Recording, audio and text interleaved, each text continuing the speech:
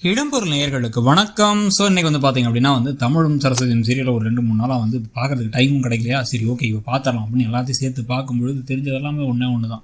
ராகினி மாதிரி ஒரு அடிமுட்டால படுமுட்டால உலகத்தில் எங்கேயும் பார்க்க முடியாது. இவங்களை நம்பி வேற இவங்க இன்வெஸ்ட்லாம் பண்ணி ஒரு ஹாஸ்பிட்டலாக வேறு வச்சு கொடுத்துருக்காங்க. அன்னைக்கு முதல்ல அந்த ட்ரீட் பண்ணாங்கல்ல, அந்த போயிட்டு ஒரு பேஷண்ட் காலில் அடிபட்டுருச்சு அப்படின்னு சொல்லிட்டு ஏணிலேருந்து விழுந்துட்டார் அப்படின்ட்டு, அந்த ட்ரீட்மெண்ட்டே அவங்க எப்படி பண்ணாங்கிறது புரியல. ஆவிகரி புது பண்ணாங்களான்னு தெரியல. ஏன்னா அதுக்கான ஒரு அந்த கேப்பபிலிட்டின்னு சொல்லுவாங்கள்ல, அதுக்கான ஒரு தகுதியும் கிடையாது, அதுக்கான ஒரு கொஞ்சம் கூட அதுக்கான அறிவும் இருக்க மாதிரி அவங்கள எங்கே பார்த்தாலுமே எப்படி பார்த்தாலும் தெரியவே இல்லைன்னு வச்சுக்கோங்க.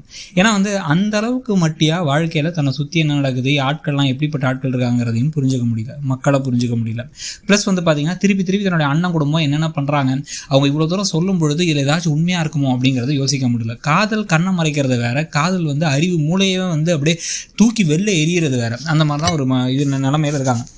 இதில் வேற இப்போ என்ன கேட்குறாங்க, கோர்ட்டில் வச்சு கேட்கக்கூடிய கேள்வி என்னென்னா, 3 பேர்த்தையும் ஏமாற்றி கையெழுத்து வாங்கினாரா அவங்க புரிச்சேன் அப்படிங்கிற கேள்விக்கு, அவர் ரொம்ப நல்லவர் சார், அவரை புரிஞ்சிக்க மாட்டேறாங்க சார் அப்படின்னு யாராச்சும் பதில் சொல்லுவாங்க. ஒரு லீகல் கேஸில் ஒரு ஒரு வழக்கு நடந்துகிட்டு இருக்கும் பொழுது, ஆம் இல்லை இதை நாங்கள் ஏமாத்துறோம் அப்படிலாம் இல்லை, அவர் ஏமாத்தலை அப்படின்னு அவர் புருஷனை காப்பாற்றுனா சொல்லணும்.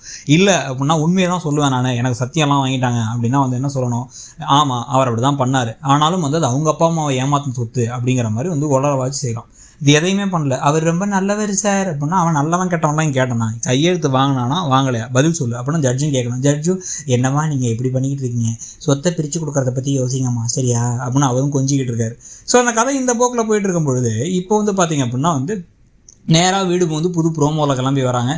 ராகினியும் இந்த பக்கம் பார்த்தா பரமனும் கிளம்பி என்ன சொல்கிறாங்கன்னா, என் புருஷனை காணோம், என் புருஷனை இவங்க தான் கடத்திட்டாங்க அப்படிங்கிறாங்க. யார் கடத்தினா என்ன மேட்ரு, அவன் என்ன குழந்தைய சாக்லேட் கொடுத்து கடத்துறதுக்கு அப்படின்னு கேட்டால், இதுக்கு முன்னாடி ஒரு தடவை கடத்திட்டு போய் அடிச்சார்ல, அந்த மாதிரி கேஸ் நடக்கும்போது இவங்க ஏன் பண்ண போகிறாங்க, கேஸ் நடந்துகிட்டு இருக்க கேஸ் முடியறதுக்குள்ளே இவங்க ஏன் நம்ம பண்ண போகிறாங்க கூட யோசிக்கல. அவர் இவங்க தான் கடத்திருப்பாங்க அப்படின்னா அதே இன்ஸ்பெக்டர் வேறு வராது. அந்த இன்ஸ்பெக்டர் என்ன சொல்கிறாருன்னா, தமிழ் இதை பண்ணியிருக்க மாட்டாருன்னு தெரியும், ஆனால் உங்கள் பொண்ணு தான் அவர் மேலே கம்ப்ளைண்ட் கொடுத்துருக்காங்க அப்படின்னா, கண்டிப்பாக அவர் தான் பண்ணியிருக்காரு அப்படின்னோடனே, இதில் வேற அவர் வீட்டுக்கே வரலையா அப்படின்னு கோதை இவ்வளோ பெரிய பிரச்சனை நடந்துகிட்டு இருக்கு. கேட்க இல்லைம்மா அவர் வரவே இல்லை அப்படின்னு தனியாக அந்த பக்கம் பேசிகிட்டு இருக்காங்க. என்னடா நடக்குதுங்க, அந்த பக்கம் பையனை அரெஸ்ட் பண்ணுறதுக்கு பார்த்துட்டு இருக்காங்க, அந்த பொண்ணுக்கு சப்போர்ட் பண்ணி அவன் வீட்டுக்கு வரலையான கரிசனம் காட்டிகிட்டு இருக்கீங்கன்றது. இது நடுவில் நமக்கு இருக்கக்கூடிய பெரிய கேள்வியாக இருக்கிறது என்ன அப்படின்னு பார்த்தா, இவ்வளோ சம்பவத்துலேயும் அர்ஜுன் மட்டும் ஷாக் ஆகவே இல்லை, அத்தனை பேர் கார்த்தி மட்டும் ஷாக் ஆகவே இல்லை, அத்தனை பேரும் ஷாக் ஆகிறாங்க. கார்த்தி மேடம் தெரிஞ்சதாங்கிற மாதிரி இருக்கார்.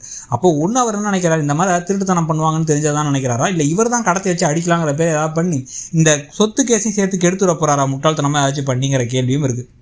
அவர் அப்படி பண்ணுறதுக்கான வாய்ப்புகள் என்னவா இருக்கலாம்னா, இவங்க ஒரு மொத்தமாக ஒரு டீலிங்கை முடிக்கலான்றாங்க ஒரு கம்பெனியில், அங்கே பரமனை அனுப்பி நாங்கள் கொட்டேஷன் எவ்வளோ கொடுத்தாலும் அதை விட கம்மியாக தரோம் அப்படின்னு சொல்ல, இந்த மாதிரி எவனா கம்மியாக தராங்கன்னா அவங்க கொடுத்துருவாங்களா. அவரை பற்றி விசாரிச்சா அவருக்கு இதுக்கு முன்னாடி இந்த கேஸ்லாம் ஏன் போச்சு அப்படின்னா, இந்த குவாலிட்டியாக ப்ராடக்ட் கொடுக்கலங்க தானே போச்சு, அதை கூட விசாரிக்காத ஒரு மட்டி கம்பெனி. அந்த கம்பெனிக்கிட்ட கார்த்தி தானே பேசிகிட்டே இருந்தார். ஸோ கார்த்தியை ஒரு எஃபர்ட்டை கெடுக்கிற மாதிரி ஒரு விஷயத்தை இந்த குடும்பம் பண்ணிடுச்சு அப்படிங்கிறதுக்காக அர்ஜுனை கடத்திட்டாரா கார்த்திங்கிற கேள்வி வேறு இருக்குது. நீங்கள் என்ன நினைக்கிறீங்க, என்ன நடந்திருக்கும்னு நினைக்கிறீங்க, இல்லை அர்ஜுனே ஒளிஞ்சிட்டு திருட்டுத்தனம் பண்ணுறாருன்னு நினைக்கிறீங்களாங்கிறதையும் சொல்லுங்கள். இடம்பொருள் நேயர்களுக்கு வணக்கம். ஸோ இன்னைக்கு பார்த்தீங்க அப்படின்னா தமிழும் சரஸ்வதி